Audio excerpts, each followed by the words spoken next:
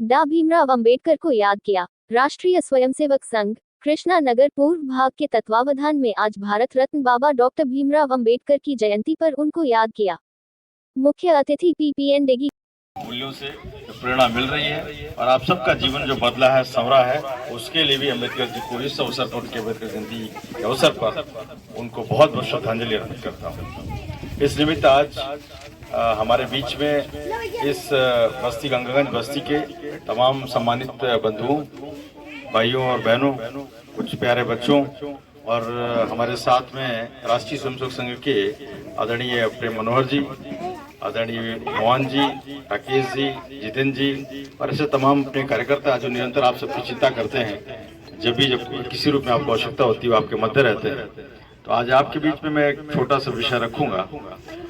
आज के ही दिन 14 अप्रैल सन 1891 को एक ऐसे महामानव का जन्म होता है जो कि विधिवेत्ता भी है, जो अर्थशास्त्री भी है, जो समाज सुधारक भी है, जो पिछड़ों, दलितों, वंचितों की चिंता करने वाला व्यक्ति है, उसका जन्म होता है। और मध्य प्रदेश के महू में उनका जन्म होता है। और महू जो है उसको लोग कम जानते हैं, उसका फुल फॉर्म भी जो है वो मिलिट्री हेडक्वार्टर ऑफ वार करके है, उससे से महू बना है। वहाँ उनका जन्म होता है और उस समय रेजिमेंट में सूबेदार थे उनके पिताजी।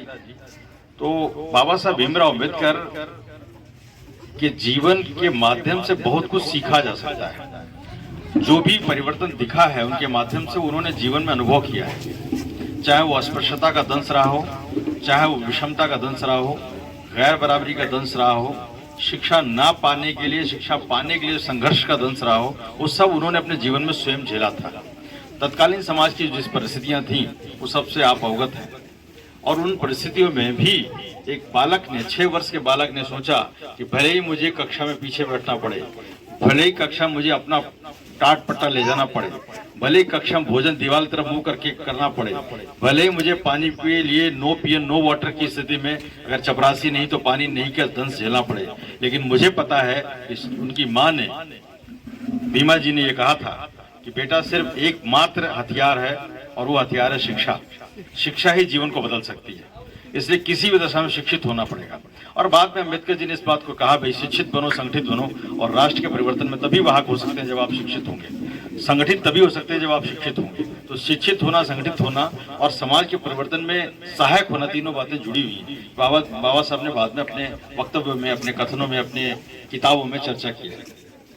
भीमराव अम्बेडकर जी ने सब चीजों को झेलने के बाद कक्षा 10 तक उन्होंने पढ़ाई कर ली। उसके बाद में एक शिक्षक थे उनके, वो जाति से तो ब्राह्मण थे, लेकिन वो बहुत बाबा साहब को पसंद करते थे। भीमराव जी को उनकी योग्यता के नाते, उनके अंदर छुपी हुई क्षमताओं के नाते बहुत पसंद करते थे। उन्होंने एक किताब दी उस समय उनको, वो किताब थी बुद्ध के ऊपर, महात्मा बुद्ध के ऊपर किताब थी, और कहा अम्बेडकर जयंती के अवसर पे आप नगर के लोगों को क्या संदेश देना चाह रहे हैं?